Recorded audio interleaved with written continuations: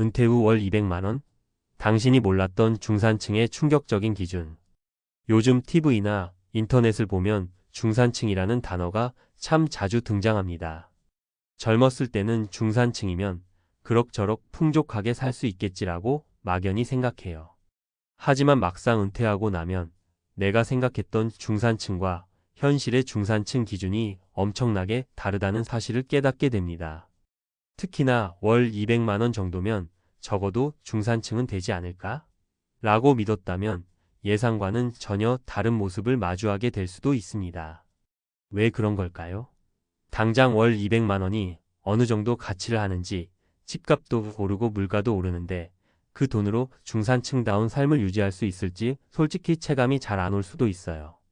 하지만 놀랍게도 많은 이들이 은퇴 후 이 금액에 크게 못 미치거나 가까스로 맞춰 살아가는 상황에 부닥치곤 합니다. 오늘은 은퇴 후 월 200만 원의 의미와 우리가 진짜로 준비해야 할 노후 생활의 현실을 몇 가지 사례를 통해 이야기해 볼까 합니다. 1. 은퇴 후 월 200만 원이 왜 문제일까? 사실 은퇴하기 전에는 체감이 잘 안 됩니다.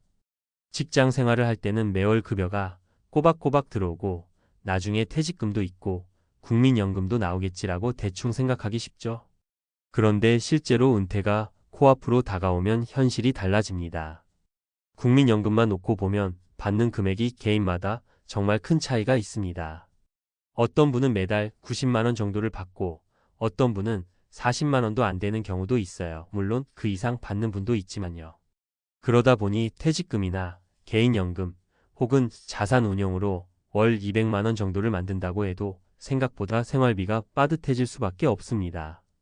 여기에 더해 문제는 물가 상승입니다. 과거에는 200만 원으로도 충분하다고 느꼈을 수 있지만 지금은 고정지출관리비, 공과금, 보험료 등을 빼고 나면 여유 자금이 확 줄어듭니다. 병원비도 무시할 수 없고요. 은퇴 생활을 길게 잡아 2030년 넘게 본다면 점점 나아질 거라는 보장은커녕 오히려 더 힘들어질 가능성이 큽니다. 2. 사례 1. 35년 직장생활 후 막상 은퇴해보니 젊을 때는 오히려 돈 쓸 일이 많았는데 은퇴하면 집에서 지내니 더 적게 쓰겠지? 하고 안심하셨던 김종수 가명 65세 씨의 예를 들어볼게요.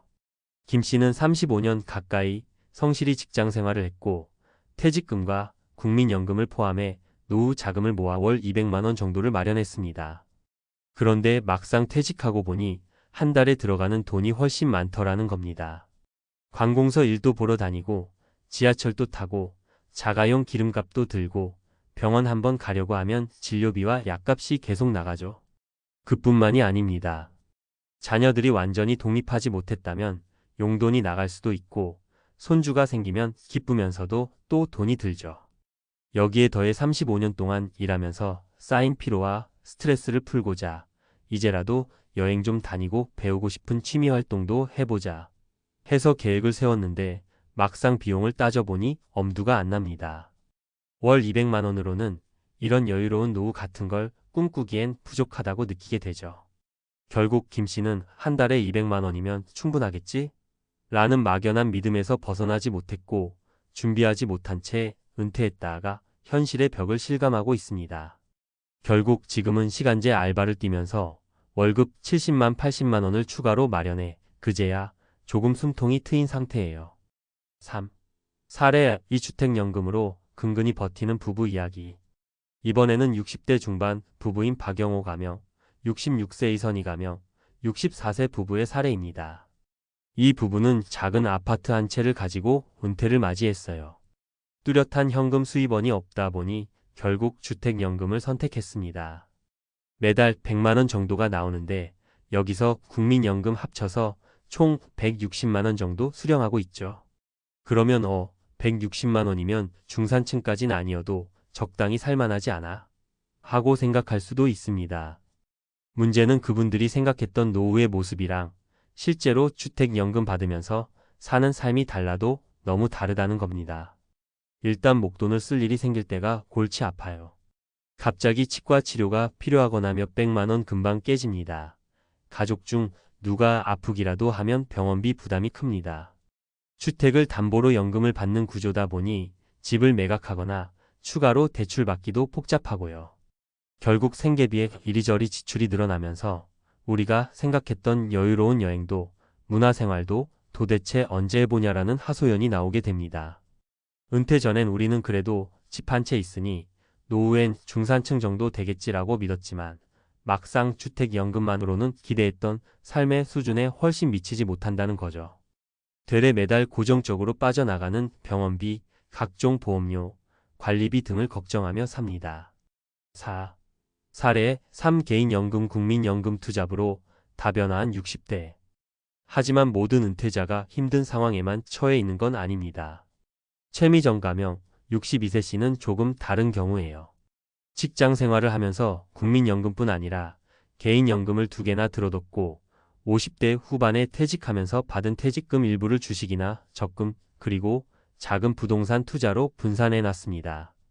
최 씨의 월 수입 구조를 보면 국민연금에서 약 80만원, 개인연금어에서 60만원, 개인연금비에서 40만원 정도, 그리고 부동산 임대 수익으로 3,040만원 정도가 나옵니다. 그래서 기본적으로 200만원 전후의 현금 흐름이 확보되죠. 여기에 더해 본인이 좋아하는 취미 홈베이킹을 활용해 동네 마트에 간단한 쿠키를 납품하거나 지인들에게 판매하여 매달 30만 50만원 정도를 추가로 벌고 있습니다. 그러니 월 230만 250만원 정도가 꾸준히 확보되니 일단 가정 경제가 덜 불안하죠. 생활비도 나름 여유가 있고 여행도 1년에 2~3번은 다녀옵니다. 자녀들이 결혼할 때 목돈이 필요해도 큰 무리는 없었대요.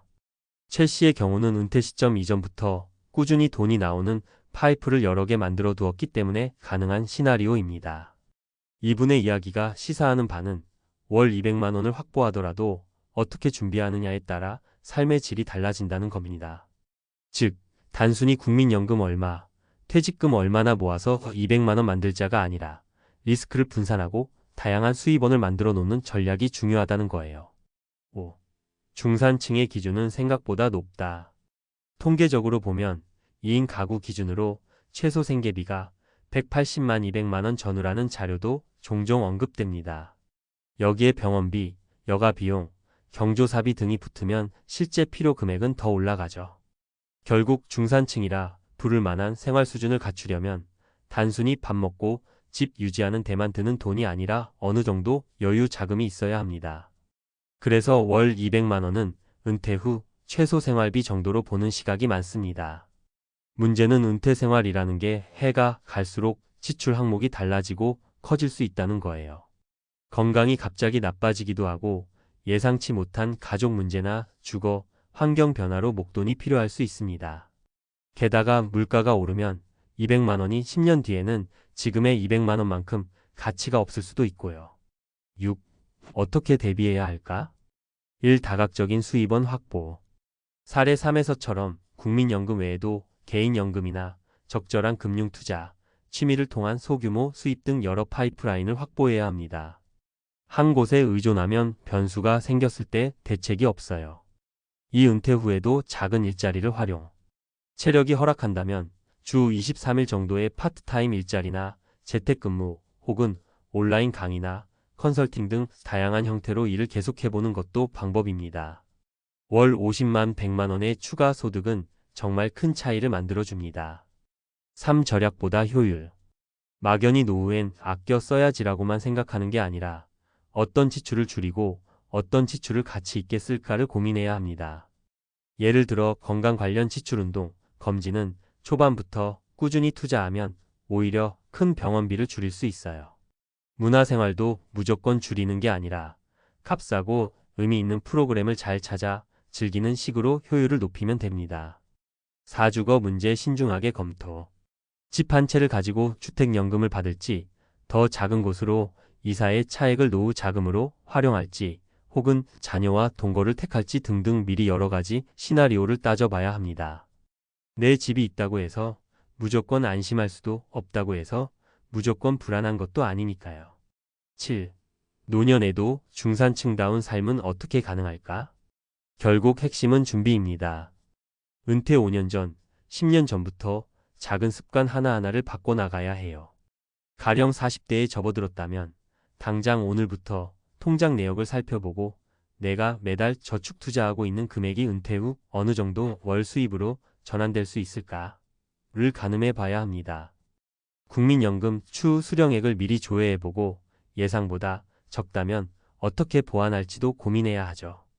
이런 과정을 거치면 월 200만 원이면 충분하겠지라는 안일한 생각에서 벗어나게 됩니다. 막상 준비해보면 내가 진짜 바라는 노후 생활을 위해선 250만 원, 300만 원, 혹은 그 이상의 현금 흐름이 필요할 수도 있음을 깨닫게 돼요. 그리고 그 목표치를 달성하기 위해 젊을 때부터 어떻게 해야 할지 답이 보이기 시작합니다. 8. 마무리하며 막연히 은퇴 후에도 월 200만 원 정도 있으면 중산층은 되겠지라고 생각하던 시절은 지났습니다. 물가와 주거비, 의료비 그리고 그 외 다양한 지출을 고려해보면 200만 원은 사실상 최소 생계비 정도에 가깝습니다. 물론 개인 상황에 따라 다르겠지만 적어도 중산층의 여유를 느끼며 살기엔 빠듯한 금액이라는 게 현실이죠. 그래서 노후 준비는 일찍 할수록 좋다고 합니다. 은퇴 시기가 다가올수록 준비 시간이 부족해지고 어떤 뾰족한 대책도 마련하기 어려워요. 내가 원하는 노후 생활은 어떤 모습인가? 그 목표를 이루기 위해선 매달 얼마가 필요한가? 그리고 그 돈을 만들어내기 위해 난 지금 뭘 해야 하나? 이 세 가지 질문에 답하는 게 시작입니다. 사례에서 봤듯이 같은 월 200만 원을 확보하더라도 수입 구조가 어떻게 짜여 있느냐, 은퇴 전부터 어떤 습관과 계획을 세웠느냐에 따라 전혀 다른 삶의 질이 펼쳐집니다. 이 글을 읽는 분들이라면 너무 늦었다고 생각하지 말고 지금부터라도 작은 걸 하나씩 점검해 보세요. 작은 변화가 결국 10년 후, 20년 후 큰 차이를 만들어낼 수 있습니다. 난 집 한 채 있는데 국민연금도 들어가는데 뭐 어떻게든 되겠지라고 생각하시나요? 김종수 씨나 박영호 이선희 부부처럼 실제로 부닥쳤을 때 어떻게든 되긴 하는데 내가 원한 노후는 아니잖아 라며 괴로울 수도 있어요. 지금부터 하나씩 준비한다면 분명 최미정 씨처럼 어느 정도 여유와 안정을 누리며 살아갈 수 있을 겁니다. 여러분이 진정으로 원하는 노후, 그 중산층 이상의 삶을 위해서라면 지금부터라도 월 200만 원이 주는 의미를 다시 생각해보고 구체적으로 준비에 나서보세요. 늦었다고 생각할 때가 가장 빠른 때라는 말도 있으니 말이죠. 우리가 원하는 노후의 삶 그냥 오지 않는다. 지금부터 만들어가야 한다.